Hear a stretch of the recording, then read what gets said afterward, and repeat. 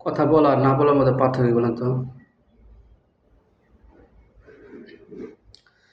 যিনি কথা বলেন তার ক্ষমতা বেশি নাকি যিনি কথা বলেন না, চুপ থাকেন বা নীরব থাকেন তার ক্ষমতা বেশি? তো এই বিষয়টা নিয়ে আমরা আলোচনা করতে যাচ্ছি। মূর্খ বা অজ্ঞ মানুষ যদি কথা বলেন তাহলে দেশ এবং সমাজের কি হয়? ক্ষতি হয়। যে মূর্খ, অজ্ঞ বা অশিক্ষিত এমন একজন ব্যক্তি যদি সবসময় কথা বলতেই থাকে তাহলে দেশ ও সমাজের উপকারের থেকে ক্ষতি হওয়ার সম্ভাবনা বেশি থাকে। আর জ্ঞানী লোক যদি কথা বলেন বা শিক্ষিত মানুষ যদি কথা বলেন, যারা ভালো বুঝেন, শিক্ষিত জ্ঞানী, তারা যদি কথা বলেন তাহলে দেশের ক্ষতির থেকে উপকার হওয়ার সম্ভাবনা বেশি থাকে। অর্থাৎ যারা জানেন বা জ্ঞানী মানুষ বা শিক্ষিত মানুষ তারা কথা বলে কি হয়? দেশ এবং সমাজের উন্নতি হয়, উপকার হয়। তো আমি যে বিষয়টা বলতেছিলাম যে কথা বলা, যারা কথা বলেন তাদেরই শক্তি বেশি নাকি যারা কথা বলেন না তাদেরই ক্ষমতা বেশি, ধৈর্য বেশি?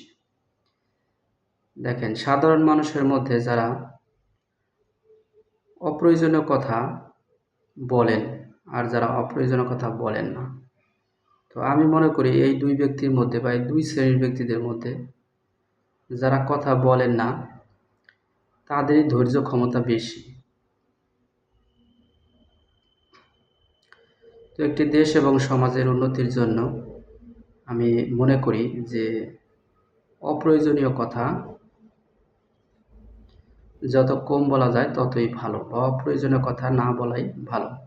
আমাদের বাংলাদেশের সাধারণ পাবলিকের মধ্যে যে বিষয়টা দেখা যায় যে তারা মাঠে ময়দানে বাজারঘাটে যে কথাবার্তা গল্পগুজব করে থাকে, এর মধ্যে অধিকাংশ কথা এবং গল্পগুজব হলো অপ্রয়োজনীয়।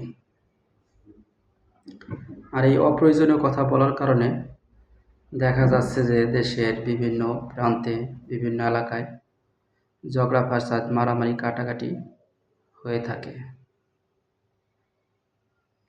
তো অপ্রয়োজনীয় কথাগুলো কারা বলে থাকেন? যারা সাধারণত অশিক্ষিত, মূর্খ, বর্বর, এরা, মানে যারা যাদের শিক্ষা দীক্ষা নাই, পড়াশোনা নাই বা মূর্খ,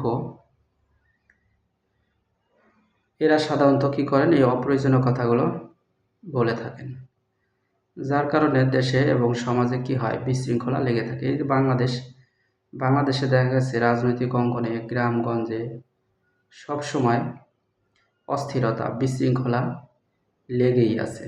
আর এর জন্য আমি এই একটা বিষয়কে দায়ী করি যে অশিক্ষিত এবং মূর্খ যারা আছে এদের অপ্রয়োজনীয় কথা, যে এরা প্রয়োজনের তুলনায় অপ্রয়োজনীয় কথা বেশি বলে থাকেন, যার কারণে এইসব সমস্যা হয়ে থাকে। যার যেখানে কথা বলার প্রয়োজন নাই সে সেখানে কথা বলতেছে, এবং যার যে টপিক্সের উপর কথা বলার রাইট নাই, অধিকার নাই, সে ওই টপিক্সের উপর কথা বলতেছে। একজন সাধারণ পাবলিক যার রাজনীতি বিষয়ে কথা বলার কোনো রাইট নাই, ধর্ম বিষয়ে যার কথা বলার কোনো রাইট নাই, অধিকার নাই, দেখা গেছে যে তারা সাধারণ পাবলিকের মধ্যে গিয়ে এই